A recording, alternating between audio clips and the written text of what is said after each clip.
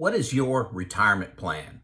Folks, as you know, I meet with clients as a retirement coach. I limit myself to 4 a week because I am retired and I enjoy being retired, but I do like helping people.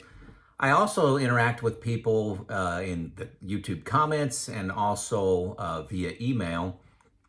And, I'm seeing a lot of common themes and I'm hoping to address them here because I know most people don't contact me live, but you're working on your retirement. So when I ask you what is your retirement plan, what most people reply with is something like, I'm married, I'm 58, my wife is 57. I have $800,000 saved. The 4% rule says that's $32,000 I can pull out of that in a 60-40 balanced investment. I have $1,500 a month in pension coming in. That's another $18,000. I have, when I turn 65 or 67, make up a number, I have 3,600 in Social Security with my wife and myself combined. That's another $43,000. And my current spending is $55,000 a year. Okay. That's currently what people start with. Not a bad place to start, but my question to you is that good? What am I missing? What am I missing with that plan? Folks, this is not a retirement plan. Like I said, it's a good start, but that is not a retirement plan. Hey, I'm Joe Kuhn. I retired at the age of 54. I'm currently 58, so I'm 4 years into this journey. I've learned so much in that journey, and that inspires me to give back and to highlight mistakes I made and simplistic changes that I made along that journey. Hopefully it helps you out. So that's what I'm trying to do. So, hey, this plan that was provided to me, what are the gaps? What are the returns on your various savings accounts? Are they optimistic? Are they average? Are they pessimistic? Are you just using the 4% rule? So do you have your money in indexed funds?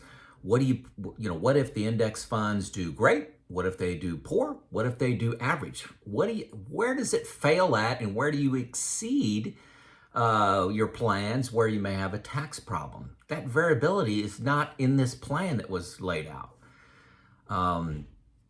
Is your money in cash? Is it fixed? Is it in stock? Is it in individual stocks? Believe me, I've talked to a few people where they had, 3/4 of their money in like 3 stocks. Is that a good idea? What about your income? What timing? When are you going to take Social Security and why? Are you going to do any part-time work? Are you going to do rentals? What windfalls do you have, like an inheritance coming in? Is your expenses. You got to get serious about expenses. Some people just use a rule of thumb and says, hey, 80% of my pre-retirement income I'm going to need to replace. Does that make sense? Or are you doing that bottoms up? You need to do it bottoms up. Rules of thumb are good for the average, and nobody's average. Okay, nobody's average. What about one-time expenses? Cars, weddings, new roof on the house, a furnace, a remodel. What are you going to be doing in retirement? If you're 60 and going to be retiring, what are you going to do with your time? Are you going to have some go-go spending years, some travel?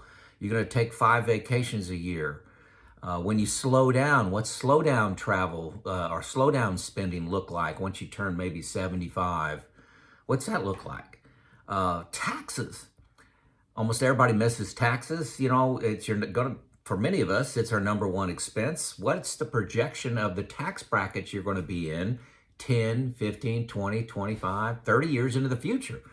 Most people just take it 1 year at a time, pay what they have to pay. And that is an expensive luxury, expensive decision, let's say, just to, ignore taxes and pay whatever comes your way. What about inflation? What's an optimistic view of inflation? What's a pessimistic view of inflation?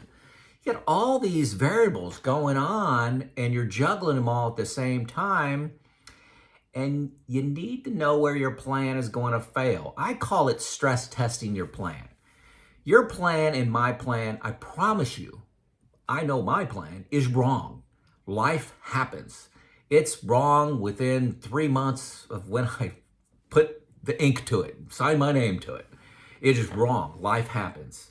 You must find the weak spots, know the weak spots in advance, and then you can know how you can countermeasure. Maybe you have to reduce spending. If, hey, the market's been down for 3 years, we have to dial down our spending, okay? Or maybe we need to push out Social Security towards 70 to maximize returns in case one spouse dies early, okay? And they get the maximum return, the maximum Social Security payout that you can get in case your investments don't pay off. One spouse lives to 90 and one lives to 67. You want that Social Security payment to be as high as possible so you can live on, okay? So how does your plan fail with rates of return? Do you need at least a 3% rate of return, or 4 or 5? Where does your plan, die? If one person dies early, who's going to and you have rental property, who's going to manage the rental properties? If you have a pension, do you have 100% surviving spouse or 50% surviving spouse? I use buckets of money. You've heard, I have 4 years in bucket one, 4 years of expenses, not counting my fixed income coming in. I got a small pension. But 4 years, that's out of the stock market. That's in case I have a bear market comes my way. I can manage through it with those 4 years of expenses. I have another 4 years that is in balanced kind of funds, 60-40 things, in case the bear market lasts 5, 6, 7, or even 8 years. And then I have a bucket 3 money that I need starting in year 9 that is all in stocks. So it's my plan for a bear market, the sequence of return risk. Roth conversions is huge for me, okay? This is looking out at my taxes when I'm 68, when I'm 75, when I'm 77. My investments do pessimistically, what tax bracket am I gonna be in? If they do optimistically, what tax bracket am I gonna be in? And I need to be making changes now, a little bit every year in Roth conversions, like filling up the 12% bracket every year so that I don't have to pay in the 32% bracket later on, okay? New retirement, I'll get to that in a second. You need to have vision of that, okay? Vision of that. So are you doing your financial plan for retirement in your head? Are you stress testing it like I'm saying? Most people aren't, okay? And so what do? Most people hope. Most people use the 4% rule. Several other group of people, they'll use spreadsheets and try to model using their own homegrown thing. The 4% rule is very simplistic. And like I said before, it's for the average person and nobody's average.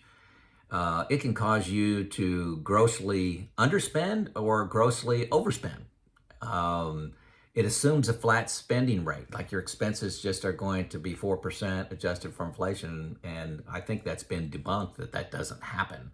You've got your go-go spending. You spend a little bit more when you first retire, and then you kind of slow down and then slow down some more. Go, slow go, no go, right? You've heard that?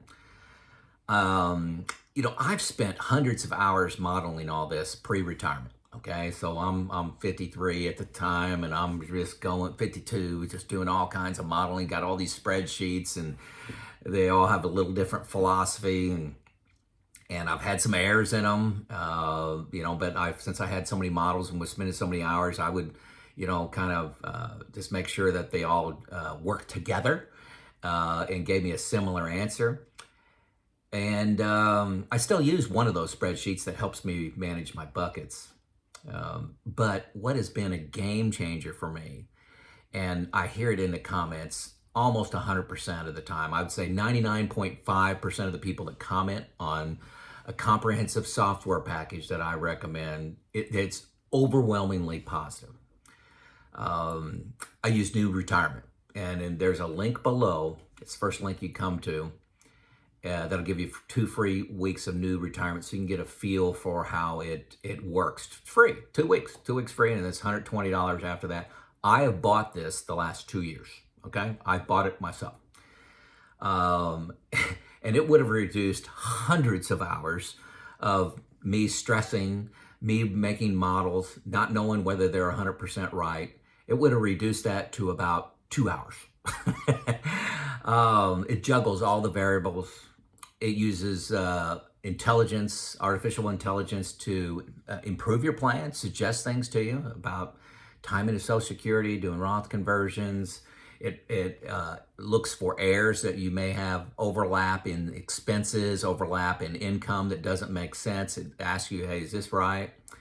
So it's watching you.